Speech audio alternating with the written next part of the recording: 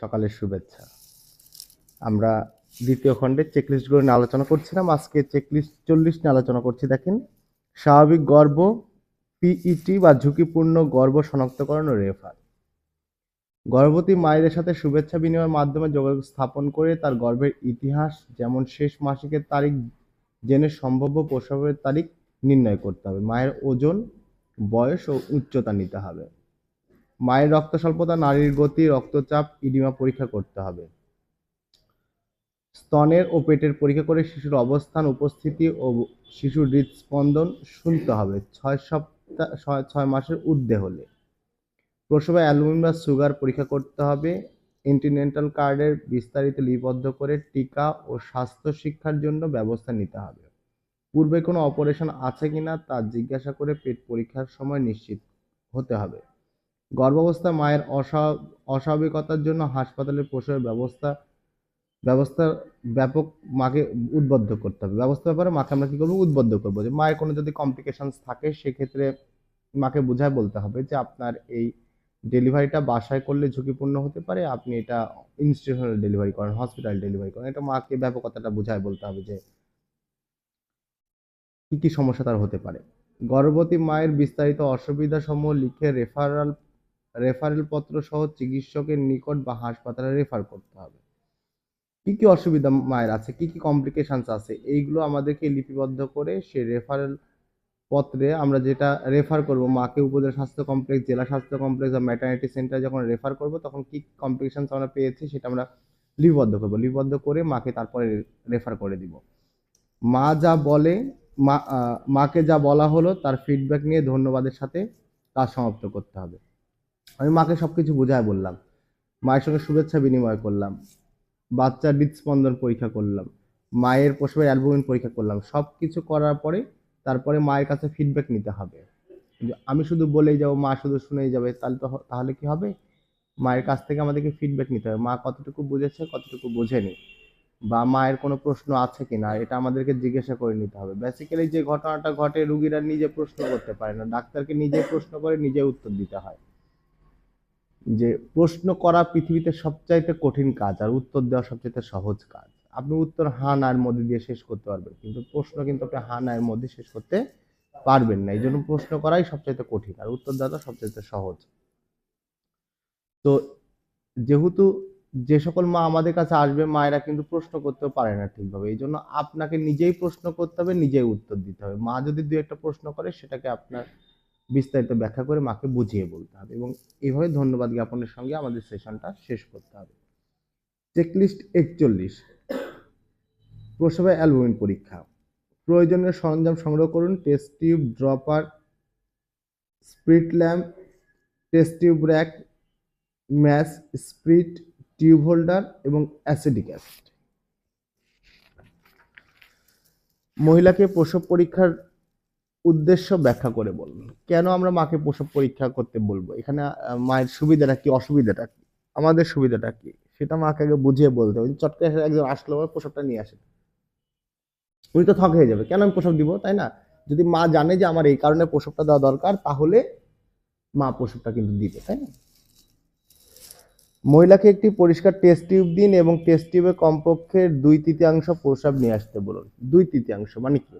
একটা test tube আমরা যে টিউবটা দিব, সেই টিউবের 3 ভাগের মধ্যে 2 ভাগটা প্রস্রাবে পূর্ণ হইতে হবে। আর নিয়ে আসছে প্রস্রাব সামান্য, তাহলে হবে? স্প্রিট ল্যাম্প জ্বালিয়ে দিন। অন্য একটি টেস্ট টিউবে 2/3 প্রস্রাব নিন এবং টেস্ট টিউব হোল্ডার দিয়ে টেস্ট টিউবের ওপরের অংশ ধরুন। টেস্ট টিউব একটু কাত করে প্রস্রাবের ওপরের অংশে তাপ দিতে থাকুন যতক্ষণ পর্যন্ত না ফুটতে থাকে। প্রস্রাবের রঙের পরিবর্তন লক্ষ্য করুন। ঘোলাটে হয়ে গেলে বুঝতে হবে যে অ্যালবুমিন বা ফসফেট আছে। 2 থেকে 3 ফোঁটা অ্যাসিটিক অ্যাসিড মিশান এবং পুনরায় তাপ দিন। আমরা প্রস্রাবটাকে একটা কি দিয়ে ধরবো? টেস্ট টিউব হোল্ডার, এরকম চিমটার মতো ধরার একটা যন্ত্র আছে। মানে প্রস্রাব করে নিয়ে এসে হাত দিয়ে ধরবো, একটু বিষয়টা বিচ্ছিরি দেখায়, তাই না? তো এই জন্য টেস্ট টিউব হোল্ডার আছে, হোল্ডারটা দিয়ে ধরে আমি প্রথমে একটু তাপ দিয়ে দেখবো। প্রস্রাব রংটা যদি ঘোলা হয়ে যায় তাহলে বুঝবো হ্যাঁ অবশ্যই অ্যালুমিন যাচ্ছে প্রস্রাবের সঙ্গে, এবং তারপরে আমরা 2 থেকে 3 ফোঁটা ওইখানে অ্যাসিটিক অ্যাসিড দিয়ে ওটা আবার তাপ দিব, তাহলে আমরা রেজাল্টটা পেয়ে যাব। পুনরায় প্রসাবের রং পরিবর্তন লক্ষ্য করুন। যদি রং স্বচ্ছ হয়ে যায় তবে বুঝতে হবে যে ফসফেট ছিল, যদি ঘোলাটে ভাব থেকে যায় তবে বুঝতে হবে অ্যালবুমিন আছে। স্পিরিট ল্যাম্প নিভিয়ে দিন। প্রসাব পরীক্ষা শেষে টেস্ট টিউব ধুয়ে নিন এবং যন্ত্রপাতি নির্দিষ্ট স্থানে রেখে দিন। আপনার হাত সাবান দিয়ে ধুয়ে নিন। ফলাফল লিপিবদ্ধ করুন। প্রয়োজনীয় পদক্ষেপ গ্রহণ করুন। মহিলাকে ফলাফল বুঝিয়ে বলুন।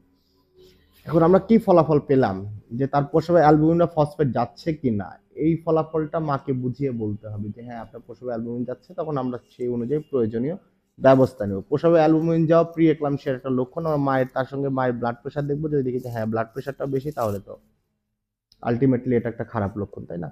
যদি এরকম খারাপ লক্ষণ থাকে আমাদেরকে তাহলে সেভাবে ব্যবস্থা নিতে হবে।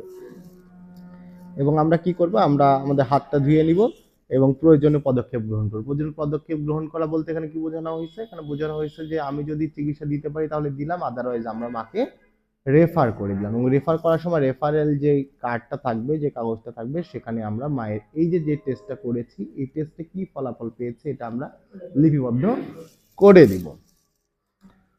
এবার হচ্ছে প্রসবের সুগার পরীক্ষা, চেকলিস্ট 42। প্রয়োজনীয় সরঞ্জাম সংরক্ষণ করুন। ওই একই সরঞ্জাম যেগুলো ছিল, test tube, dropper, spirit lamp, test tube rack, match, spirit test tube holder ও কি লিখছে বেনেডিক্টাস সলিউশন, যেটা বাজারে পাওয়া যায় অ্যাজ এ এটা কি বলবো রিয়াজেন্টের মতো। আচ্ছা, মাকে একটি পরিষ্কার টেস্ট টিউব দিয়ে মাঝখানের প্রসাব বা মিডল স্ট্রিম ইউরিন, মানে প্রসাব প্রথমের দিকেও না শেষের অংশে না, মাঝখানের যে প্রসাবটা থাকবে সেই প্রসাবটা নিতে বলতে হবে। একটি টেস্ট টিউবে 5 মিলিলিটার পরিমাণ বেনেডিক্ট সলিউশন দিয়ে স্পিরিট ল্যাম্প জ্বালিয়ে তাপ দিয়ে দেখতে হবে। তারপরে 5 থেকে 8 ফোঁটা প্রসাব দিয়ে পুনরায় তাপ দিতে হবে এবং দ্রবণের রং পরিবর্তন হয় কিনা তা লক্ষ্য করতে হবে। রঙের যদি কোনো পরিবর্তন না হয় অথবা নীল বা ব্লু থাকে তবে স্বাভাবিক, যদি সবুজ বা গ্রিন হয় তবে কিছুটা, যদি হলুদ হলে মধ্যম এবং ইটের মতো রং হলে বুঝতে হবে বেশি পরিমাণ সুগার আছে। তবে এখন বিষয়টা হচ্ছে যে এত কিছু করার দরকার হয় না, কিট বাজারে পাওয়াই যায়, আপনি জাস্ট কিটটা চুয়াইলে হয়ে যায়। আচ্ছা, মাকে প্রসবের রং মোতাবেক উপদেশ দিতে হবে এবং প্রয়োজনে ডাক্তারের পরামর্শের জন্য রেফার করতে হবে। যন্ত্রপাতি এবং হাত ধৌত করে যন্ত্রপাতি যথাস্থানে রাখতে হবে। মায়ের নিকট হতে ফিডব্যাক গ্রহণ করতে হবে। কিভাবে প্রসবের সুগার দেখে তা মাকে শিখিয়ে ফিডব্যাক নিতে হবে। ধন্যবাদের সাথে আমরা সেশনটি শেষ করব। পরীক্ষাটা এরকম, তবে এখন আর এত কষ্ট করতে হয় না। আপনি জাস্ট প্রসাবটা নিয়ে প্রসাবটা টেস্ট টিউবে রেখে, এক ধরনের পাওয়া যায়, স্ট্রিপ পাওয়া যায়, সেই প্রেগনেন্সি স্ট্রিপ যেমন পাওয়া যায় সেরকম এটাও সুগার পরীক্ষার স্ট্রিপ পাওয়া যায়, সেই স্ট্রিপটা চুবিয়ে রাখলে আমরা রিপোর্টটা পেয়ে যাব। আচ্ছা, এবার দেখেন প্রসাবের পরীক্ষা অ্যালবুমিন বা চিনি বা সুগার যেটা আছে সেটা ইউরিক স্ট্রিপের সাহায্যে। প্রয়োজনীয় সরঞ্জাম গ্রহণ করুন। টেস্ট টিউব, কন্টেইনার সহ ইউরিক স্ট্রিপ।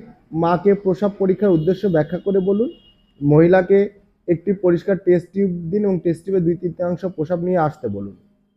ইউরিস্টিক স্ট্রিপ কন্টেইনারের গায়ে লেখা তারিখ দেখে নিশ্চিত হন ব্যবহারের তারিখ বা এক্সপায়ারি ডেট পার হয়ে যায়নি। মানে আমি যে স্ট্রিপটা দিয়ে পরীক্ষা করবো সেটা এক্সপায়ারি ডেট আছে কিনা। ইউরিস্টিক কন্টেইনার হতে একটি স্ট্রিপ বের করুন এবং সঙ্গে সঙ্গে ঢাকনা বন্ধ করুন। এত বড় একটা কোটার মধ্যে থাকে, তার মধ্যে অনেকগুলো এরকম ডিভাইস থাকে, ঠিক আছে? এই ডিভাইসের কথা বলছি। স্ট্রিপের মাথায় 2 ধরনের রিয়েজেন্ট আছে। হালকা ঘিয়ে রঙের একটি অ্যালবুমিন পরীক্ষার জন্য এবং তার নিচের হলুদ রঙের একটি চিনি পরীক্ষার জন্য। স্ট্রিপের রিয়েজেন্টের অংশ লক্ষ্য করুন কোনো রকম রং পরিবর্তন হয়েছে কিনা। রং পরিবর্তন হলে স্ট্রিপ ব্যবহার করবেন না। স্ট্রিপের 2 পাশে রিয়েজেন্টটা স্থাপন করা আছে, এক পাশে সুগার পরীক্ষার জন্য, আরেক পাশে অ্যালবুমিন পরীক্ষার জন্য। আপনি স্ট্রিপটা বের করার পরে স্ট্রিপটা খেয়াল করে দেখবেন যে ওইটার রং আপনি পরিবর্তন হয়েছে কিনা। অনেক সময় ময়শ্চারাইজার ঢুকে রং পরিবর্তন হয়ে যায় না, ড্যামেজ হয়ে যেত স্ট্রিপ, তাই না? তো এটা ড্যামেজ স্ট্রিপ দিয়ে পরীক্ষা করলে কি আমি রেজাল্ট ভালো পাবো না। সেই রকম টেস্ট টিউবে আনা প্রসবের মধ্যে স্ট্রিপের রিয়েজেন্ট লাগানোর অংশ ডুবিয়ে সঙ্গে সঙ্গে উঠিয়ে নিন। রিয়েজেন্ট লাগানোর অংশ হাতে বা টিউবের রিমে লাগাবেন না। স্ট্রিপ বের করুন এবং প্রস্রাব ঝরে পড়ার জন্য অপেক্ষা করুন। স্ট্রিপের রিয়েজেন্টের অংশের রঙের সাথে কন্টেনারের গায়ের রঙের চার্ট তুলনা করুন। 10 সেকেন্ড পর অ্যালবুমিন চিনি আছে কিনা তা চার্টে দেখে বুঝুন। 60 সেকেন্ড পর কত পরিমাণ অ্যালবুমিন বা চিনি আছে তা বুঝুন। পরীক্ষা শেষে টেস্ট টিউবটি ধুয়ে রাখুন, হাত ধুয়ে ফেলুন। অ্যালবুমিন বা চিনি পাওয়া গেলে মহিলাকে ডাক্তারের কাছে রেফার করুন এবং ফলাফল মাকে বুঝিয়ে বলুন। এর আগেরটা আমরা যেটা পরীক্ষা করলাম সেটা ম্যানুয়ালি, এখন তো সবকিছু আপডেট হচ্ছে। তো এই এই এত ঝামেলা, স্প্রিট ল্যাম্প জ্বালানো, সেটা ধরার পর রং পরিবর্তন হচ্ছে কিনা দেখা খুব হ্যাজার্ড। এই জন্য এখন তো যেহেতু মেডিকেল সেক্টর আপডেট হয়েছে, স্ট্রিপ আছে হরমোন পরীক্ষার জন্য, স্ট্রিপ আছে। আগে তো হরমোন পরীক্ষা করতে হলে হরমোনের মেশিন লাগতো, বা আমাদের এই জেলা সদর হসপিটালে এই ধরনের হরমোন পরীক্ষা হতো না। মেডিকেল কলেজ বা যে সকল জায়গায় পরমাণু কেন্দ্র আছে বা শাখা আছে, সে সকল জায়গায় শুধু হরমোন পরীক্ষা হতো। তো এখন ডিভাইস পাওয়া যায়, আপনি ডিভাইসে জাস্ট সিরাম দিলেও কিন্তু আপনি হরমোনের টেস্ট পাবেন। তো এই ধরনের প্রসাব পরীক্ষার জন্য এই স্ট্রিপ বা যে ডিভাইস আছে এটা খুব সহজেই পাওয়া যায় এবং সহজেই পরীক্ষা করা যায়। আচ্ছা, তো আমরা আগামী দিন তাহলে এই তিনটা চেকলিস্ট পড়ে আসবো। একটা 40, তারপরেরটা হচ্ছে 41, 42 এবং 43। ধন্যবাদ সবাইকে।